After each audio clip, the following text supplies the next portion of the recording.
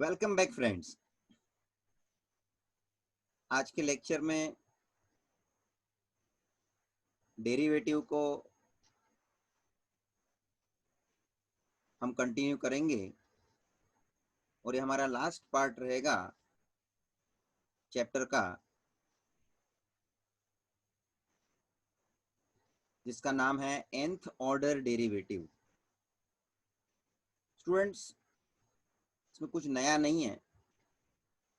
nth order derivative और you can also higher order derivative, मतलब सीधे शब्द में मैं आपको एक्सप्लेन कर दूं तो ये कुछ नहीं है। डेरिवेटिव एक बार निकालो, फिर उसका ही दूसरी बार डेरिवेटिव निकालो, फिर उसका ही तीसरी बार डेरिवेटिव निकालो, फिर उसका ही चौथी बार डेरिवेटिव निकालो। मतलब डेरिवेटिव वन बाय वन निकालते जाओ। आप समझ रहे हैं? मतलब अब तक हम क्या करते थे, एक बार डेरिवेटिव निकाल के बात खत्म हो जाती थी, क्योंकि बस एक ही बार डेरिवेटिव निकालना होता है। लेकिन नॉर्मल अंडरस्टैंडिंग है कि भाई आपको हेडिंग में क्वेश्चन में बोला है कि differentiate with respect to x, तो बस एक बार डेरिवेटिव हमने निकाल दिया, बात हो गई खत्म। लेकिन हमें दोबारा उसका डेरिवेटिव निकालना, तीसरी बार उसका डेरिवेटिव निकालना, मतलब आगे हम डेरिवेटिव निकालते चले जाएं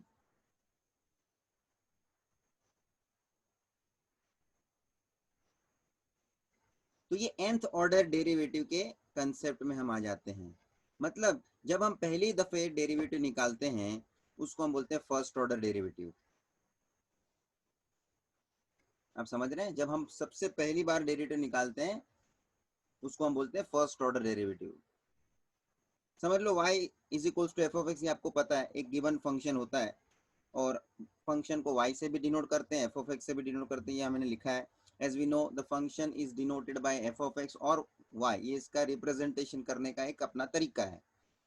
तो जब हम उसका डेरिवेटिव निकालते हैं तो हम लोग नोटेशन के तौर पे लिखते हैं dy बाई डी एक्स, और यहाँ फंक्शन एफ ऑफ एक्स करके हमको दिया है और हम उसका जब डेरिवेटिव निकालते हैं तो हम उसका डेरिवेटिव मेंशन करते हैं एफ डैश एक्स से। तो जो f of x as a function दिया है तो उसका डेरिवेटिव एफ डैश एक्स होता है। जो y एज अ फंक्शन दिया है तो dy बाई डी एक्स उसका डेरिवेटिव होता है। तो ये जो है ना, पहली बार डेरिवेटिव निकला है, जो फर्स्ट टाइम डेरिवेटिव जो हम फाइंड करते हैं which is known as first order derivative, which is known as first order derivative as we find derivative for the first time. सीधी सी बात है, इसलिए उसको बोला जाता है फर्स्ट ऑर्डर डेरिवेटिव। आगे बढ़ते हैं। As we find derivative again with respect to x, उसी का जब जो डेरिवेटिव निकला हुआ है उसी का हम दोबारा डेरिवेटिव निकालेंगे तो हम उसको बोलेंगे it will be a second time derivative, and that means we denote that in notation form as d square y upon d x square.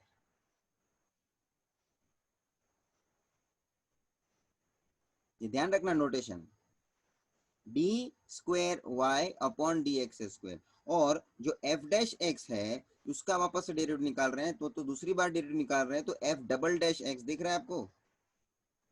यहाँ एफ डैश एक्स अकेला एक सिंगल डैश था क्योंकि फर्स्ट टाइम डेरिवेटिव था, इसलिए one time dash was enough to represent it. But when we are finding for the second time, f double dash x represents that we are finding derivative for the second time. We are finding derivative for the second time, which is known as second order derivative. खास करके ये dy by dx, उस notation से हम d square y by d x square किस तरह से लेके आए हैं उसका आप नोटेशन समझना है। स्क्वायर सिर्फ डी के ऊपर ऊपर न्यूमरेटर में, बिकॉज डिफरेंस जो निकाल रहे हैं y में डिफरेंस ढूंढ रहे हैं हम, तो y तो वही का वही है जो डिपेंडेंट वेरिएबल है, और इंडिपेंडेंट वेरिएबल जो है वो x है, विथ रिस्पेक्ट टू x है, इसलिए तो हम विथ रिस्पेक्ट टू x लिख रहे हैं। आपको ये सब मालूम है।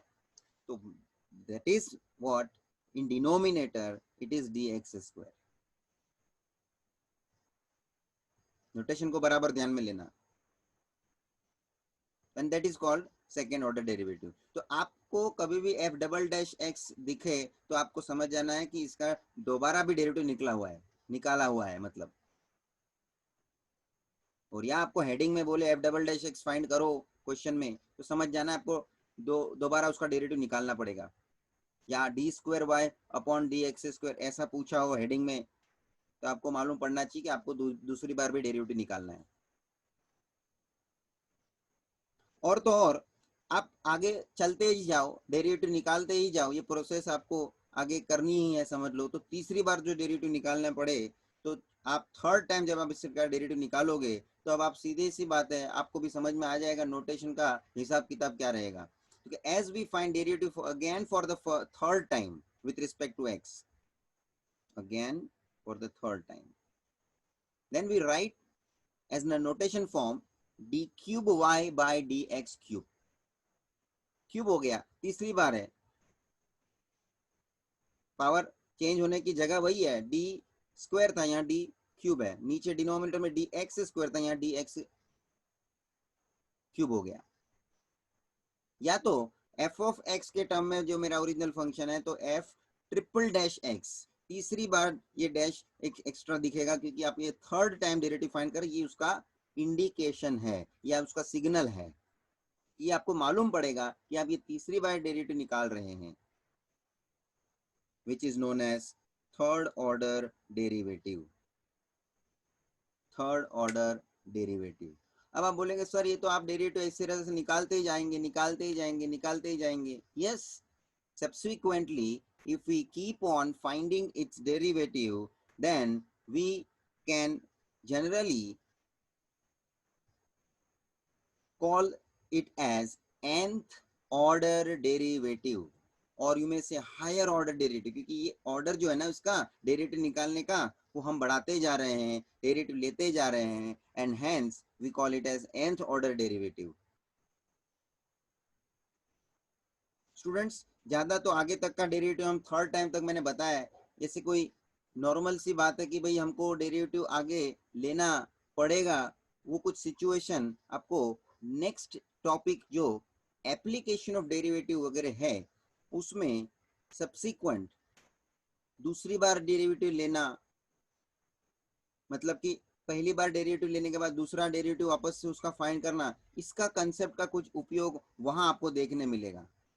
इसलिए इन लोग ने डेरिवेटिव चैप्टर में ही ये last part nth order derivative का थोड़ा बहुत आपको आइडिया देने के लिए कवर किया हुआ है ताकि आपको नेक्स्ट टॉपिक के लिए दिक्कत ना हो।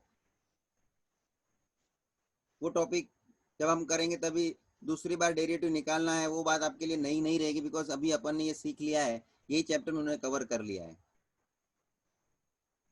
तो डेरिवेटिव का भी डेरिवेटिव निकालो, सेकंड ऑर्डर डेरिवेटिव हो जाता है, उसका वापस डेरिवेटिव निकालो, थर्ड ऑर्डर डेरिवेटिव। ये जनरल वे से मैंने आपके सामने इसका मीनिंग क्लियर किया है, नोटेशन में कैसे उसको लिखते हैं और उसको जनरल हम किस तरह से बोलते हैं, तो कि nth ऑर्डर डेरिवेटिव। फिर वो ऑर्डर आपका नक्की होना है कि आपको सेकेंड ऑर्डर तक डेरिवेटिव निकाल लेना है या थर्ड ऑर्डर भी चाहिए, फोर्थ ऑर्डर भी चाहिए, वो अभी आपकी रिक्वायरमेंट होती है, लेकिन किस तरह से निकालने का ये कुछ एक एग्जाम्पल लेके इसको स्टडी में लेते हैं। फॉर एग्जाम्पल मैंने आपके सामने एक फंक्शन रखा है y इज इक्वल्स टू करके, जानबूझ के वेरियस टर्म्स मैंने रखे हुए हैं आपके सामने ताकि आपको अलग अलग टाइप के फंक्शन का डेरिवेटिव लेने का वापस से मौका मिले। चलिए क्या है क्वेश्चन एग्जाम्पल में, देखो y is equals to 3x raise to 5 plus 4x cube minus log x plus 5 raise to x minus 1 upon x plus 15। चलिए फर्स्ट हम डिफरेंशिएट करते हैं। जब हम पहली बार डिफरेंशिएट करते हैं या डेरिवेटिव लेते हैं तो उसको हम बोलेंगे फर्स्ट ऑर्डर डेरिवेटिव। तो इसके लिए हमको कोई अलग से कुछ लिखने की जरूरत नहीं है, हम जैसे नॉर्मली डिफरेंशिएट करने के लिए इंस्ट्रक्शन में यहाँ लिखते हैं differentiating with respect to x, बस इस तरह से इंस्ट्रक्शन लिख के अपन जैसे चालू करते हैं ऐसा चालू हो जाने का, अपने को कोई स्पेशल इंस्ट्रक्शन देने की कोई जरूरत नहीं। सो it will B dy by dx। और तो और ये नोटेशन dy बाई dx आप लिख रहे हो, इससे भी लोगों को पता चलता है कि ये this is the first time we are finding derivative. समझ में आ रहा है ना, नोटेशन भी हमने देखा कि भाई जब हम पहली बार डेरिवेटिव लेंगे तो dy बाई dx जैसे हम लिखते हैं, तो वो नोटेशन से भी मालूम पड़ता है कि it is for the first time we are finding its derivative. चलिए पहला टर्म कौन सा है, 3x⁻5, ये x⁻n के टर्म में है। 3 तो कोएफिशिएंट एज इट इज रहेगा, 5 नीचे आएगा, 5 3 से मल्टीप्लाई हो जाएगा, 15x⁻4 प्लस नेक्स्ट टर्म भी 4x³ x⁻n के पैटर्न में है, 4 एज इट इज रहेगा, कोएफिशिएंट है, x³ का डेरिवेटिव 3 नीचे आएगा, 4 से मल्टीप्लाई हो जाएगा, 12x² माइनस log x का derivative 1/x plus 5x exponential function है, 5x का डेरिवेटिव हो जाएगा 5x as it is log into log 5 minus 1/x का 1/x का डायरेक्ट डेरिवेटिव आपने टेबल में याद रखा हुआ है, इट इज -1/x² और प्लस 15 जो कांस्टेंट है उसका डेरिवेटिव 0, लिखने की कोई ऐसी जरूरत नहीं है, मैंने मेंशन किया है। तो ये जो है ये पूरा जो डेरिवेटिव निकला है उसको थोड़ा सिंप्लीफाइड फॉर्म में ले लो, जिसमें कि सब कोई माइनस साइन वगैरह बाहर लेके आपको यहाँ सेटल करना हो या इस जीरो को नहीं लिखना है, उस हिसाब से एक पूरा फाइनलाइज इसका स्टेप लिख के बता दीजिए, that will be its final answer for first order derivative. So 15x⁻4 plus 12x² minus 1/x plus 5x into log 5 minus into this is plus 1/x² plus 0 लिखने की कोई जरूरत नहीं है। Are getting? तो दिस इज नॉर्मल सा question जैसा आप करते हो, फर्स्ट टाइम डेरिवेटिव निकालते हो, वही मैंने निकाला है। This is what we call it as first order derivative dy/dx we obtain. समझ लीजिए अभी हमको एग्जाम्पल में बोला हो कि भाई फाइंड d²y/dx², तो इससे हमको ये पता चलता है कि हमको ये सेकेंड ऑर्डर डेरिवेटिव भी फाइंड करना है। तो पहले तो फर्स्ट ऑर्डर डेरिवेटिव निकालना ही पड़ेगा, डायरेक्ट तो सेकेंड ऑर्डर पे हम जंप नहीं कर सकते हैं। तो पहला ऑर्डर डेरिवेटिव हमने निकाल के रखा है, ये लो dy/dx हमारा फाइनलाइज हो चुका है, बट उसके बाद सेकेंड ऑर्डर डेरिवेटिव निकालना है, तो उसी का डेरिवेटिव वापस से निकालना शुरू करना है, तब जाके हम सेकेंड ऑर्डर डेरिवेटिव पे पहुंचते हैं। So what we will write in the instruction, differentiating again with respect to x। भाई साहब तो ये इंस्ट्रक्शन के हिसाब से हो जाएगा, नोटेशन d²y/dx², ये अपने को इंडिकेट करता है कि ये हमारा भी सेकेंड ऑर्डर डेरिवेटिव निकालने के लिए हम लोग तैयार हैं। सेकेंड ऑर्डर डेरिवेटिव निकालने के लिए हमने ये नोटेशन लिखा है। चलिए सबसे पहले 15x⁻4 जिसका डायरेक्ट डेरिवेटिव है वो तो हम डायरेक्ट निकाल लेंगे। 15x⁻4 4 नीचे आएगा, 15 × 4 60x³ ऊपर एक पावर कम हो जाएगा। नेक्स्ट 12x² का डेरिवेटिव 2 नीचे आएगा, 24x माइनस 1/x वापस आ गया, देख लो, माइनस 1/x² उसका डेरिवेटिव प्लस। अच्छा अब जरा समझ लेना, ये है नेक्स्ट टर्म मेरा 5x into log 5, तो ये दोनों के बीच में है तो मल्टीप्लीकेशन। तो कोई स्टूडेंट बोलेंगे सर इसको हम u into v के रूल से क्यों नहीं करेंगे? चलेगा, u into v के रूल से करो, लेकिन उससे थोड़ा सस्ता रास्ता मैं तुमको बता देता हूँ और तुम भी जरा ऑब्जर्व करो जो मैं पॉइंट हाईलाइट कर रहा हूँ। log 5 जो है वो अकेला log 5 है, 5 वैल्यू है, तो log 5 भी एक वैल्यू हुई, मतलब एक कांस्टेंट हुआ। क्या हुआ? ये constant. And right now this log 5 it's in a multiplication relation with 5x which is a variable 5x। तो 5x के साथ ये log 5 कांस्टेंट मल्टीप्लिकेशन है, मतलब this log 5 it's a coefficient, so we will call it as constant coefficient log 5। तो जब हम derivative निकालते हैं तो कोएफिशिएंट, कांस्टेंट कोएफिशिएंट तो एज इट इज रखते हैं, तो log 5 एज इट इज रखेंगे। तो डेरिवेटिव है निकालने के लिए किसके लिए मेरे को, तो जो बचा है 5 उसका, जैसे कि 15x⁴, एक एग्जांपल यहाँ सामने आपके सामने उसको कंपेयर करवा रहा हूँ। 15x⁴ में 15 और x⁴ में था तो रिलेशन मल्टीप्लीकेशन था। कोई बोलेगा सर 15 और x⁴ दोनों के बीच में मल्टीप्लीकेशन रिलेशन होने से हम लोग u into v का रूल यूज कर सकते हैं कि नहीं कर सकते? कर सकते हैं, लेकिन लंबा रास्ता हो जाएगा, आंसर डेरिवेटिव का आपको फाइनली वही मिलेगा। लेकिन हमने इसको कैसे ट्रीट किया हुआ है, तो कि 15 कोएफिशिएंट है, एज इट इज रहने दो, एक्स रेस टू 4 का डेरिवेटिव खाली निकालो, तो क्या एक्स रेस टू 4 में 4 नीचे आ जाएगा, 15 तो पहले से था, उसके साथ मल्टीप्लाई होकर 60 हो गया। देखो तो किया क्या, मकसद क्या था मेरा ये एग्जांपल कंपेयर करवाने के पीछे, तो कोएफिशिएंट में जो होता है वो एज इट इज रहता है, and so as this log 5 is also coefficient. आपको पहचानने में होना चाहिए कि ये कोएफिशिएंट पोजीशन में है, आपको वो आइडेंटिफाई होना चाहिए कि log 5 5 के साथ कोएफिशिएंट के पोजीशन में है, and therefore log 5 is as it is, whereas derivative is to be find for 5 raised to x, and that is 5 raised to x into log 5 बैठता है 5 raised to x into log 5। अब जरा देखो last term कौन सा है, 1 upon x square plus 1 upon x square, तो इसका डेरिवेटिव मेरे को तो डायरेक्टली नहीं मालूम है, तो हम क्या करेंगे, एक्स स्क्वायर को ऊपर लेके जाएंगे न्यूमरेटर में, तो हम खाली यहाँ पे अभी डी बाई डी एक्स करके छोड़ देते हैं, x raise to minus two ऊपर उसको लेके जाएंगे, फिर उसका डेरिवेटिव निकालेंगे। मतलब अभी मैंने इसका डेरिवेटिव निकाला नहीं है, डेरिवेटिव निकालने के लिए उसको ऊपर लेके गया हूँ, derivative D by d x देखो बाहर मैंने रखा है, इसका मतलब है कि इसका derivative x raise to minus two का डेरिवेटिव ये फाइंड होने जाएगा, अभी तक मैंने फाइंड करा नहीं है। सबके पीछे डी बाई डी एक्स क्यों नहीं लगाया, क्योंकि सबका डेरिवेटिव डायरेक्टली फाइंड होते गया ना, तो मेरे को डी बाई डी एक्स रख के उसको इस तरह से पेंडिंग नहीं रखना है।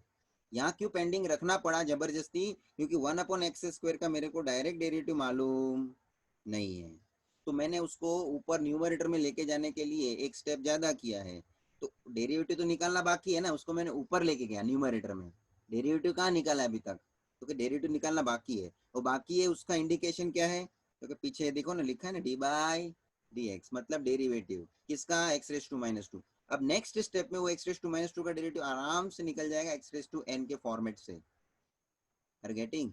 तो जो टर्म या जो पर्टिकुलर फंक्शन डेरिवेटिव निकालने के लायक इनिशियली नहीं है, तो उसको पहले उस लायक लेके आओ, उस पोजीशन में लेके आओ कि उसका डेरिवेटिव निकल सके। इसका डायरेक्ट निकाल सकता है उसका निकाल देते हैं हम, there is no such problem for those terms, but problem किसके लिए कि जिसका डायरेक्ट डेरिवेटिव नहीं निकल पाएगा उसको डेरिवेटिव निकालने के पोजीशन में लाना पड़ेगा,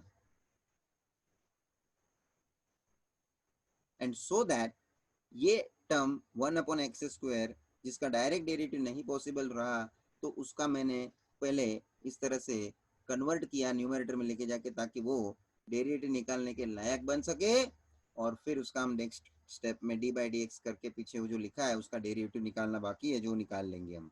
अच्छा, जितने का डेरिवेटिव निकल गया है, जो सेटल होने हैं टर्म्स उसको सेटल कर दो, माइनस की साइन वगैरह सबको बराबर से, so d square y upon d x square, चलिए पहला 60x क्यूब तो एज इट इज रहेगा, 24x भी वैसे ही रहेगा, minus into minus 1 upon x square, this becomes plus 1 upon x square plus. अच्छा नेक्स्ट देखो, log 5 into 5 raise to x into log 5, तो log 5 into log 5 whole square into 5 raise to x plus derivative x raise to minus two, मैं जो भी derivative निकाल रहा हूँ bracket कर रहा हूँ ताकि साइन के अंदर मेरा गड़बड़ नहीं दिखे, माइनस टू नीचे आएगा, x raise to minus two में से माइनस वन हो जाएगा,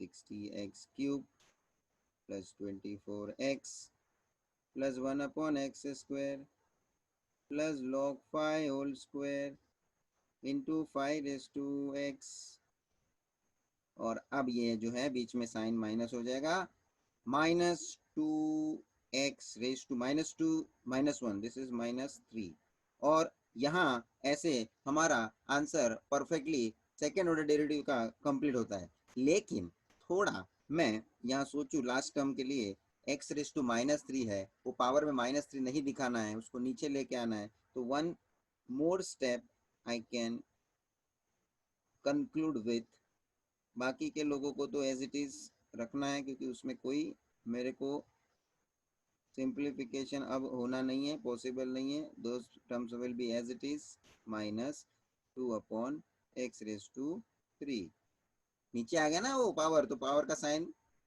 बदल जाएगा, and therefore this will remain as my conclusion as second order derivative d square y by d x square. Student समझ में आया सेकेंड ऑर्डर डेरिवेटिव कैसे निकाला है? बहुत ही आराम से निकलता है, खाली तुम्हारा को डेरिवेटिव का कंसेप्ट पता होना चाहिए, क्योंकि डेरिवेटिव हम खाली दोबारा निकाल रहे हैं स्टूडेंट्स, कुछ नया नहीं कर रहे हैं। और डेरिवेटिव निकालने का मतलब तो वही कंसेप्ट हैं आपके दिमाग में जो डेरिवेटिव निकालने के लिए बेसिक होना चाहिए। कभी कभी u into v rule use होना है तो वो होगा, हो जाएगा। यू बाई वी का रूल यूज होना है तो वो यूज हो जाएगा। That's it.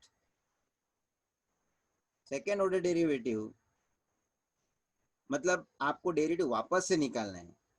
निकालने के लिए कुछ तुमको नया सिस्टम नहीं समझना है, मेथड नहीं इसमें है यूज करने के लिए। मेथड तो जो बेसिक है वही है, खाली आप दोबारा निकाल रहे हैं बच्चों। डेरिवेटिव आप दूसरी बार निकाल रहे हो, निकालने का पूरा तरीका तो वही है। इसलिए कुछ इसमें इस तरह से डिफरेंट कोई नया कंसेप्ट से डेरिवेटिव निकालने वाली बात नहीं है। जो भी कंसेप्ट हमने देख लिए हैं पैरामेट्रिक लास्ट वहां तक ही डेरिवेटिव था। ऐसे मैंने लास्ट लेक्चर भी बोला था कि डेरिवेटिव एक्चुअल में लास्ट लेक्चर जो लास्ट एक्सरसाइज हमने कंप्लीट किया in that it was concluded that topic derivative. खाली ये एडिशनली दोबारा कैसा डेरिवेटिव निकालना, तीसरी बार निकालना है तो तीसरी बार कैसे निकालने का, बस वो खाली आपको प्रैक्टिस लेने के लिए कंसेप्ट को आपको एक एक्स्ट्रा यहाँ ऐड ऑन किया हुआ है और उसके लिए एक एक्सरसाइज एक्स्ट्रा जोड़ दी है और कुछ नहीं। और मैंने आपको बोल दिया ये इसलिए जोड़ा है उन्होंने because in the next topic second order derivative आपको निकालना पड़ेगा, वो कुछ उसको हमें ध्यान में लेने का है। इसलिए अभी आपको सिखा देने की इन लोगों ने यहाँ ये इच्छा करी है, इसलिए ये टॉपिक इसे इधर ही उन्होंने रख दिया है कि भाई दोबारा डेरिवेटिव निकालने का जरूरत पड़ेगा तो कैसे निकालने का है, तभी अभी से आपको मालूम होएगा तो तभी तकलीफ नहीं होगा। कि कौन से चैप्टर की मैं बात कर रहा हूँ, एप्लीकेशन ऑफ डेरिवेटिव में ये आपको ध्यान में लेना पड़ेगा। दूसरी बार डेरिवेटिव लेने वाली बात आएगी, इसलिए अभी से ये सीख रहे हैं हम। चलिए स्टूडेंट, विद दैट एक एग्जाम्पल इनफ है। अब हम एक्सरसाइज के क्वेश्चन की ओर आगे बढ़ते हैं। भाई जी exercise 3.6 question number first, find, instruction में लिखा है d square y by d x square. First question जो है y is equals to root x. ठीक है ना, छोटे छोटे फंक्शंस देके उन्होंने आपको प्रैक्टिस दिया हुआ है, क्योंकि मैंने एग्जाम्पल में बहुत बड़ा वाला हिसाब दिखा दिया आपको। ठीक है, चलिए सबसे पहले हम differentiating with respect to x चालू कर देंगे डेरिवेटिव निकालना, क्योंकि ये जो रूट एक्स है उसका डायरेक्ट डेरिवेटिव पॉसिबल है। I can find out d y by d x is equal to root x का 1/2 रूट एक्स। भाई जी ये तो आंसर फर्स्ट ऑर्डर डेरिवेटिव का हो गया। अब हम इंस्ट्रक्शन में लिखेंगे differentiating again with respect to x.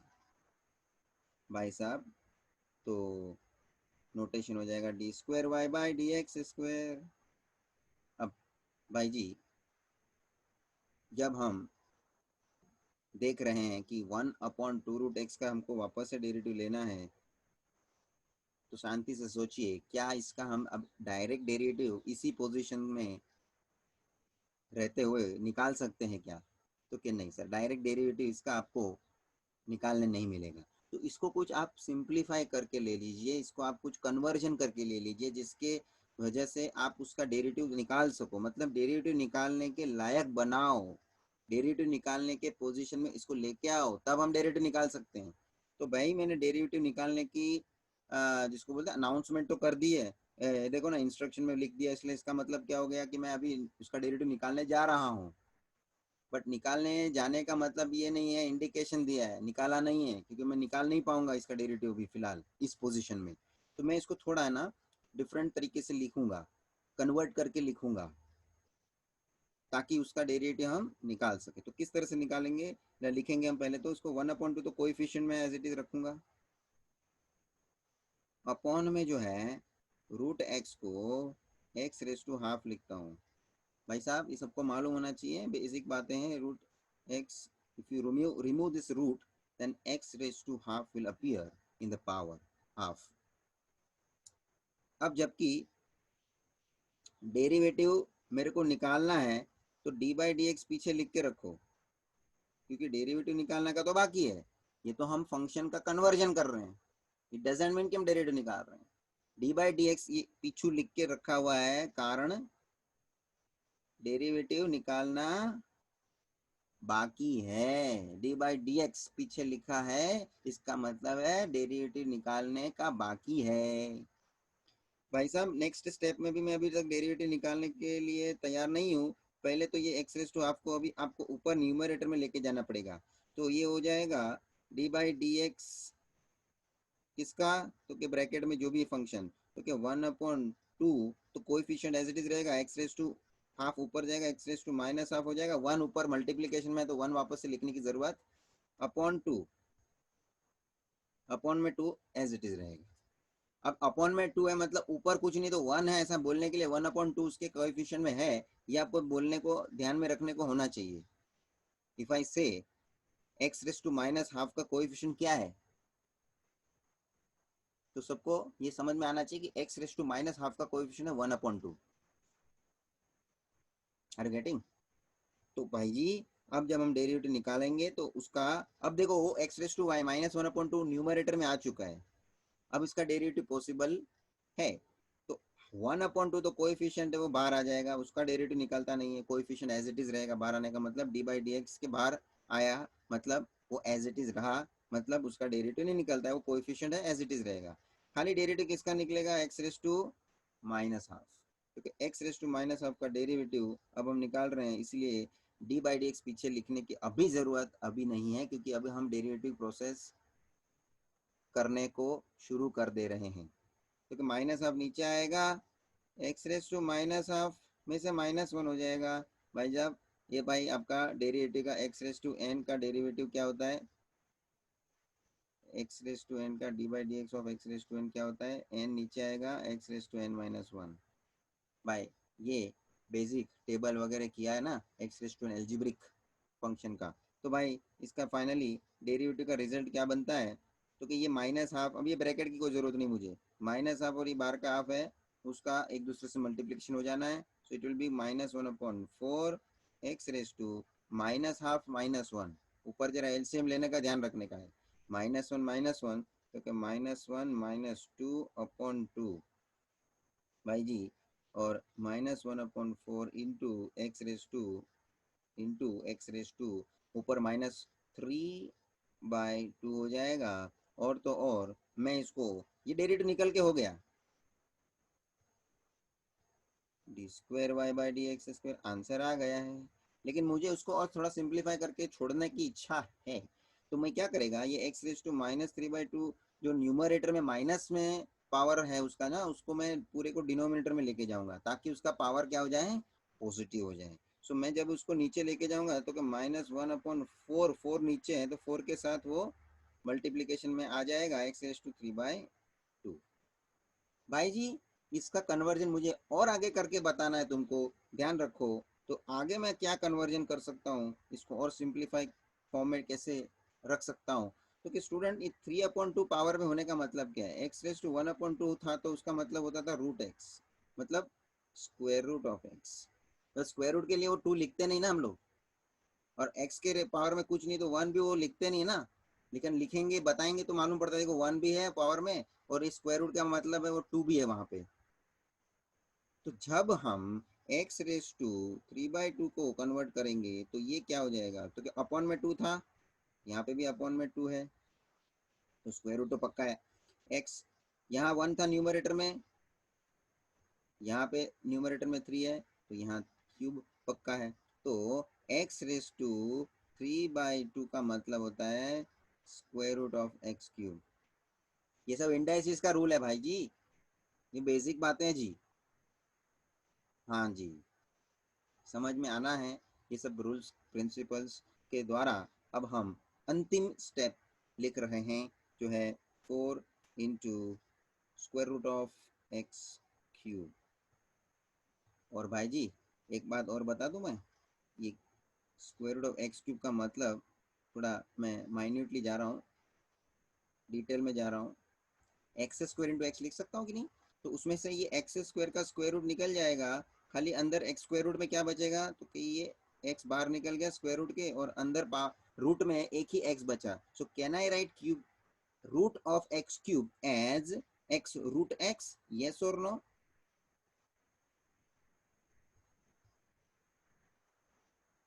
That's it.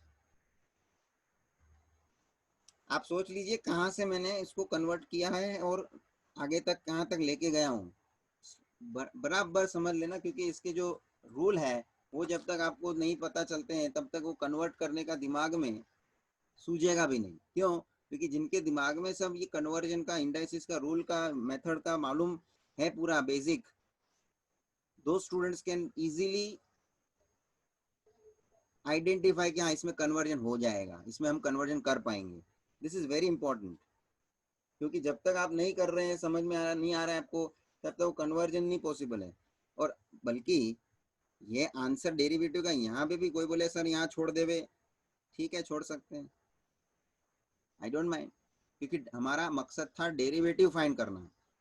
Simplification का हिसाब से आगे मैं लेके गया आपको, उसको तो खाली मैंने इंडाइसिस का रूल अप्लाई किया है सिंप्लीफिकेशन पर्पस के लिए, but whereas derivative is already been obtained, पहले ही वो निकल चुका है डेरिवेटिव, मतलब आंसर तो कंफर्म होके आ चुका है, हम अभी उसको अलग ढंग से लिख रहे हैं इंडाइसिस रूल वगैरह के मेथड से, which is just we are converting it, we are not changing our answer, we are writing in different form by using indices rule।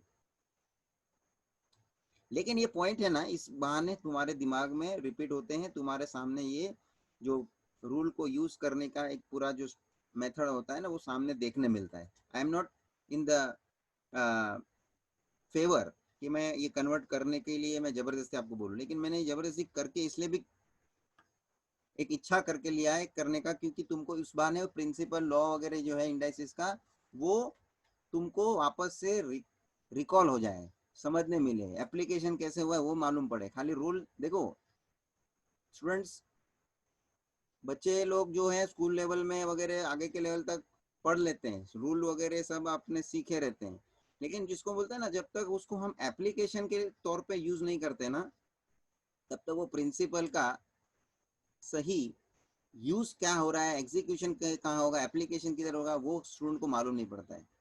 Rule के तौर पे रूल को आपने याद रख के रखा है, लेकिन वो रूल यूज कैसे होना है जब आप करोगे तब उसका आपको प्रैक्टिकली मालूम पड़ना है कि हाँ ये ऐसा, ये रूल जो था हमने जो सीखा था उसका इस तरह से हम इसका यूज कर रहे हैं। तो रूल सीख के रखना है वो एक बात है, मगर उसका यूज करना वो इम्पोर्टेंट बात हो जाती है। तब स्टूडेंट को ये एक खुशी होती है कि हाँ अभी मैंने ये रूल यूज किया।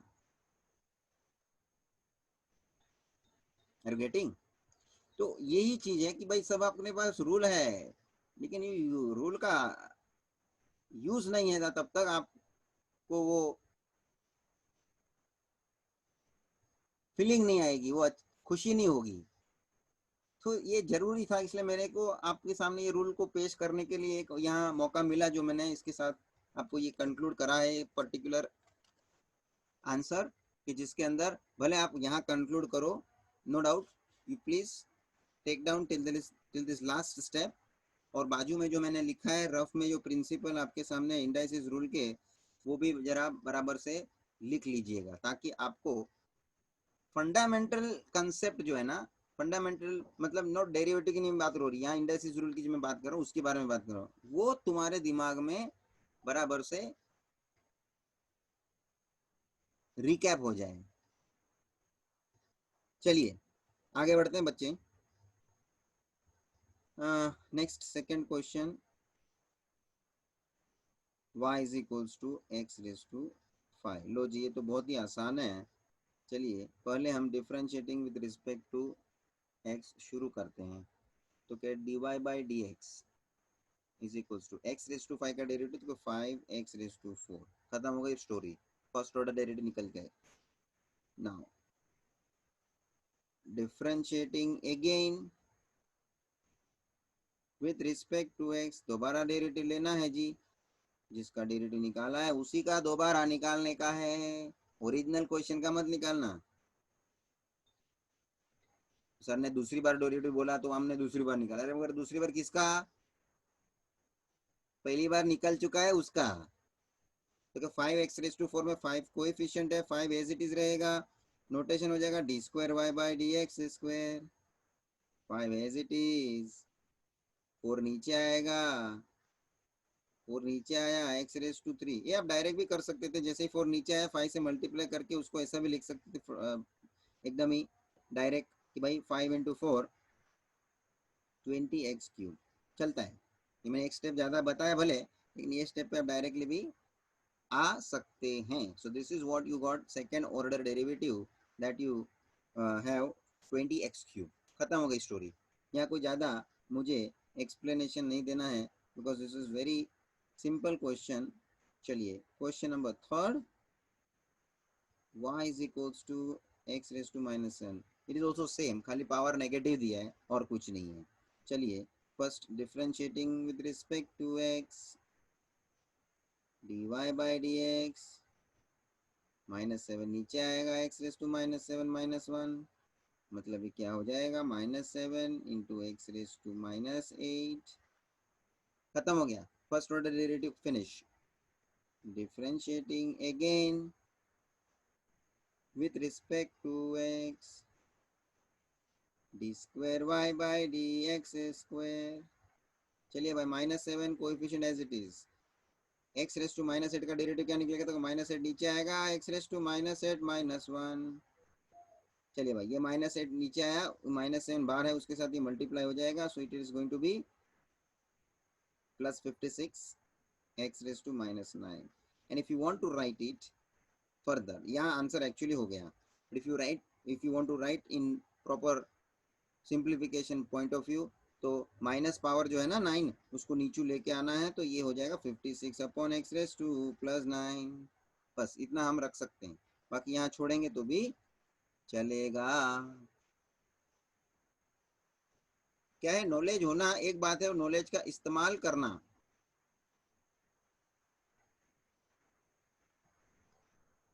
वो भी एक जरूरी बात हो जाती है। खाली नॉलेज होना ये एक बेसिक बात है, लेकिन वो नॉलेज का उपयोग क्या करके लेते हैं हम, एप्लीकेशन जिसको हम बोल रहे हैं। चलिए कोई बात नहीं, जब तक आप उसको बराबर से यूज करने तक के लेवल पे नहीं पहुंचते तब तक दिमाग में वो एप्लीकेशन करना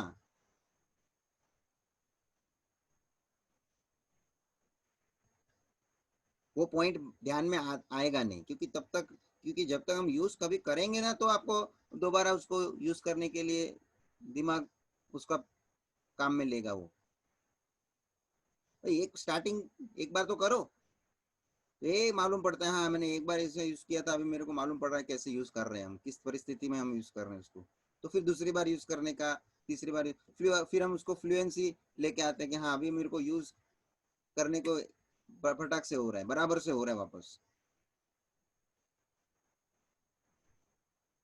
ठीक है, चलिए ये सब मुद्दे छोटे मोटे पॉइंट होते हैं, लेकिन ये क्या है अपने को ध्यान में लेना पड़ता है।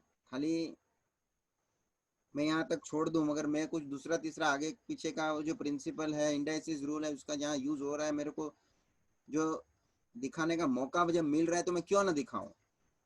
उस बहाने स्टूडेंट को भी सीखने का एक ऑप्शन खुल जाता है।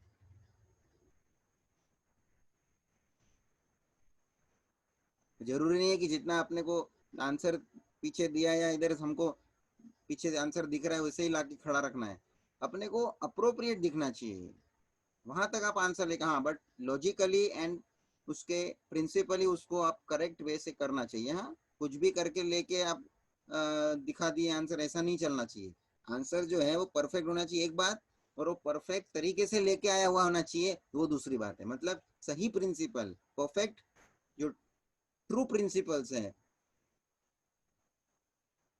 उसके माध्यम से आपको आंसर तक आपको पहुंचना है। मतलब कोई आपको रॉन्ग प्रूव ना कर सके कि आपने ये जो लाया है वो कोई कुछ भी करके लेके आया, ऐसा कोई नहीं बोलना चाहिए।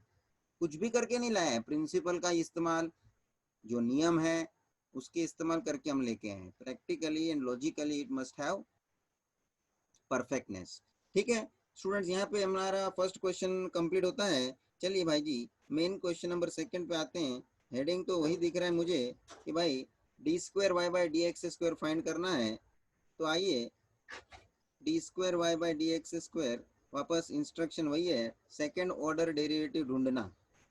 First question, y is equals to e raise to x. लो जी, ये आपको एक्सपोनेंशियल फंक्शन का एग्जाम्पल दिया है, तो निकालिए। जब हम डिफरेंशिएट फर्स्ट टाइम करेंगे, लिखते हैं instruction with respect to x, differentiating with respect to x. चलिए, ई रेस टू एक्स का डेरिवेटिव तो ई रेस टू एक्स ही रहता है, आपको मालूम है सभी को, और हमको तो दूसरे बार डेरिवेटिव निकालना है उसका। So differentiating again with respect to x, चल भाई d square y by d x square, वापस ई रेस टू एक्स का डेरिवेटिव, तो क्या ई रेस टू एक्स, भाई जी ई रेस टू एक्स का derivative e raise to x ही होता है ना। तो आप पहली बार भी डेरिवेटिव निकालेंगे तो ई रेस टू एक्स का ई रेस टू एक्स, दूसरी बार भी निकालेंगे तो ई रेस टू एक्स का ई रेस टू एक्स। चलिए भाई, क्वेश्चन नंबर सेकंड,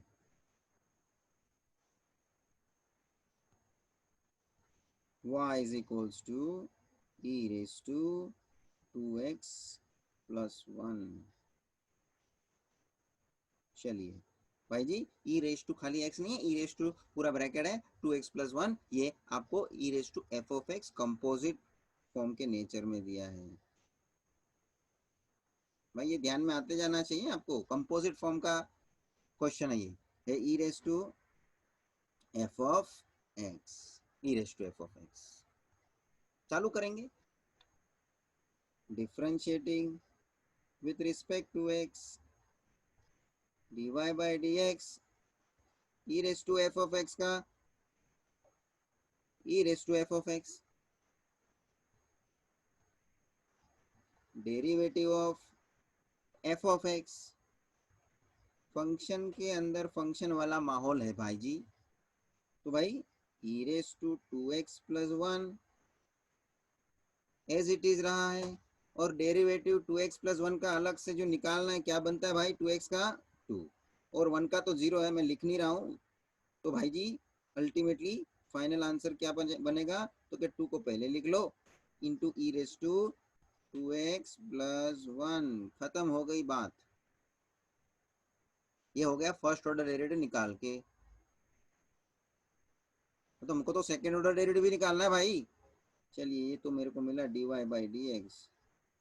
ध्यान में रखने का, डेरिवेटिव निकालने के हिसाब से पहली बार हम निकाल लेते हैं, फिर कोई बच्चे लोग जरूर छोड़ देते, बोला आंसर आ गया, खुशी खुशी आ जाते बाहर, फिर वापस इंस्ट्रक्शन में ध्यान जाता है, अरे हमको तो d square y by d x square second order भी निकालने का था, अरे अरे छूट गया। तो क्योंकि क्या होता है ना, अभी तक हमने फर्स्ट ऑर्डर डेरिवेटिव निकाला है, तो आदत है कि भाई एक बार डेरिवेटिव निकाल लिया है, हो गया खत्म स्टोरी, दूसरी बार निकालने की कोई जरूरत नहीं पड़ती। लेकिन ये यहाँ पे हमको सेकेंड ऑर्डर डेरिवेटिव पूछा है, वो ध्यान में नहीं है, इसलिए स्टूडेंट वो एक पहली बार डेरिवेटिव निकाल दिया और छोड़ दिया। भाई साहब differentiating again with respect to x, चल भाई d square y by d x square, चल भाई two coefficient as it is रहेगा, और वापस से ये ई रेस टू 2x प्लस 1 का डेरिवेटिव, तो क्या भाई जी उसको हम ब्रैकेट में लिखते हैं ई रेस टू 2x प्लस 1 का derivative, e raise to 2x plus 1, और अलग से डेरिवेटिव उसके फंक्शन का पावर में जो दिया है 2x प्लस 1 का, वापस वही माहौल आ जाएगा ना, क्योंकि ई रेस टू 2x प्लस 1 उसी का डेरिवेटिव निकालने के लिए मेरे को यहाँ अब जरूरत पड़ने वाली है, क्योंकि 2 तो कोएफिशिएंट में एज इट इज रहा है।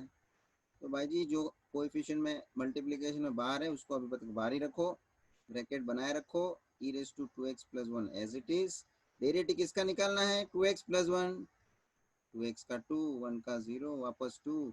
अब ब्रैकेट की मुझे कोई ज़रूरत नहीं है, ब्रैकेट ओपन करने का है, और ये 2 ये वाले 2 से मल्टीप्लाई होके लास्ट में यहाँ 4 आ जाएगा, और into e raise to 2x plus 1, story खत्म।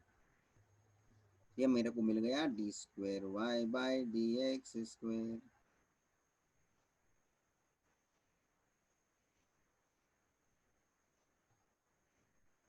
समझ में आया? बस अंतिम प्रश्न है इस एक्सरसाइज का और इस चैप्टर का। चलिए, y is equals to e raised to log x, y is equals to e raised to log x। भाई जी ये भी कंपोजिट फॉर्म है, e raised to log x।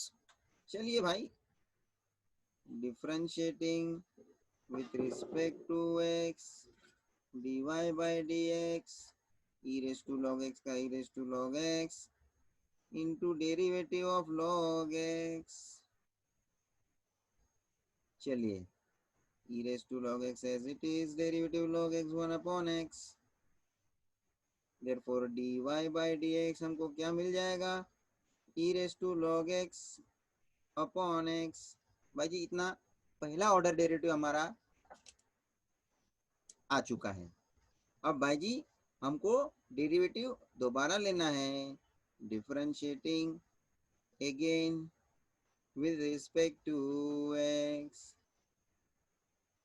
भाई जी अब जरा सोच लीजिए, ये यहाँ जो dy बाई डी एक्स आके खड़ा है, ये अपॉन में है, उसमें न्यूमरेटर भी है, डिनोमिनेटर में भी है। उसमें न्यूमरेटर को u कंसिडर करो, डिनोमिनेटर को v कंसिडर करो। u बाई वी का रूल तुम्हारे ध्यान में बैठना चाहिए, इसका डेरिवेटिव निकालने के लिए u बाई वी का रूल लागू होना है। u है numerator e raise to log x, denominator में v x, u into v rule, notation ध्यान से लिखने का, d square y by d x square. कभी कभी स्टूडेंट निकालते हैं सेकेंड ऑर्डर डेरिवेटिव, लेकिन लेफ्ट हैंड साइड में वो d square y by d x square लिखने के जगह पे d y by d x ही लिखते जाते हैं।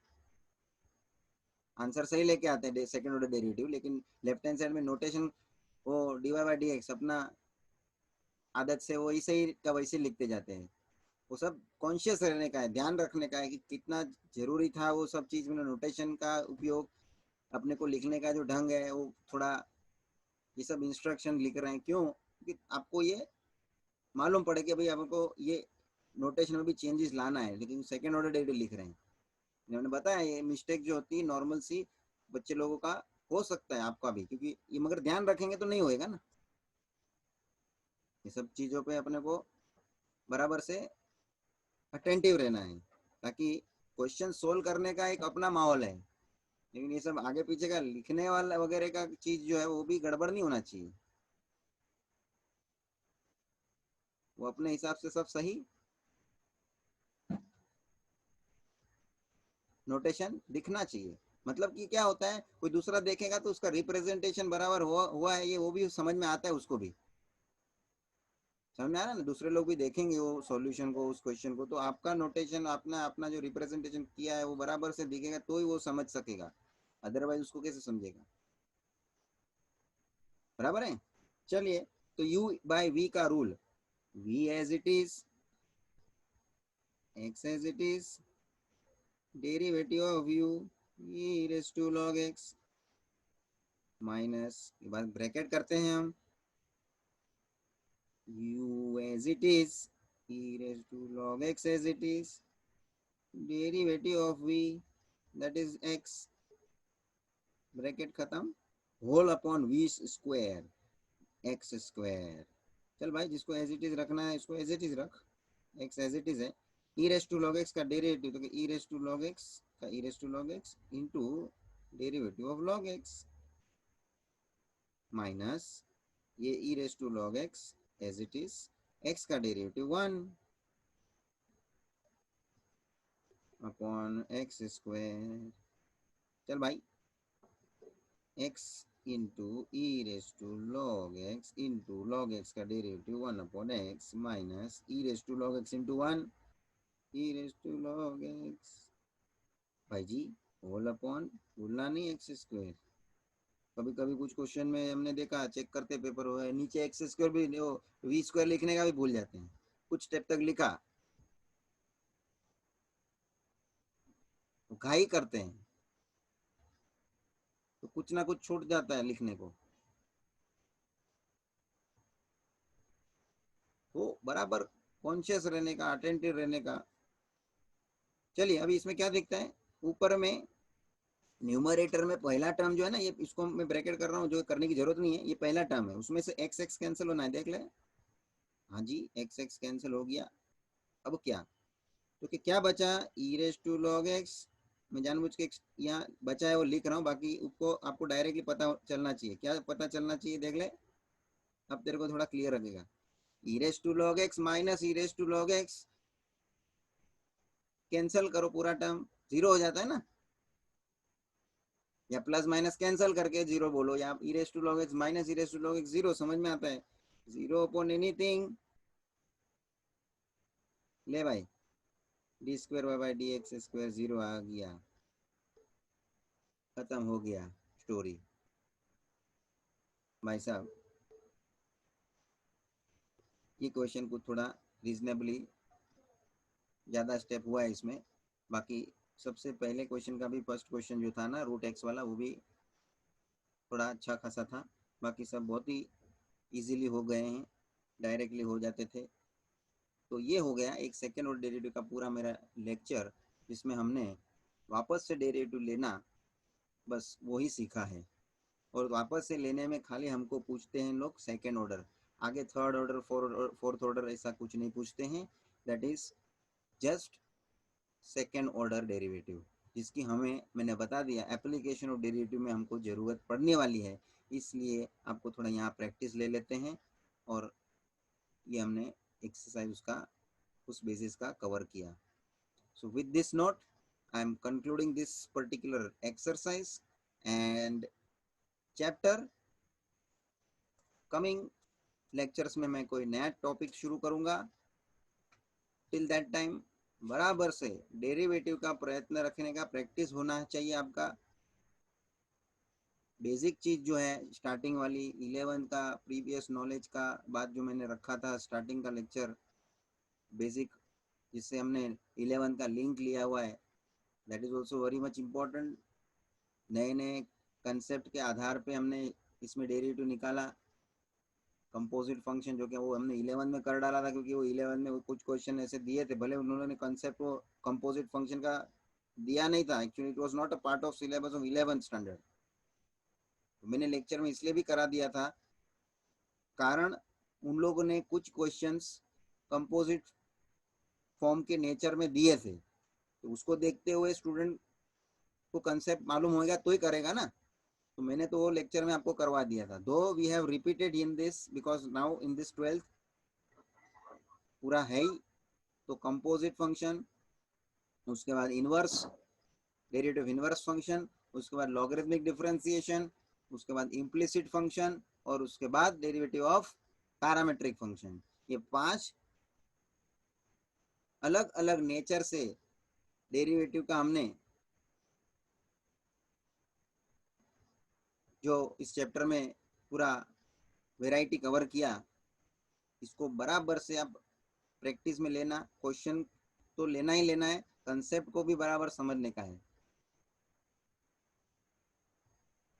और इसका भी मैं बोर्ड पेपर के आपको क्वेश्चन भेजूंगा, बिंदास सॉल्व होना चाहिए।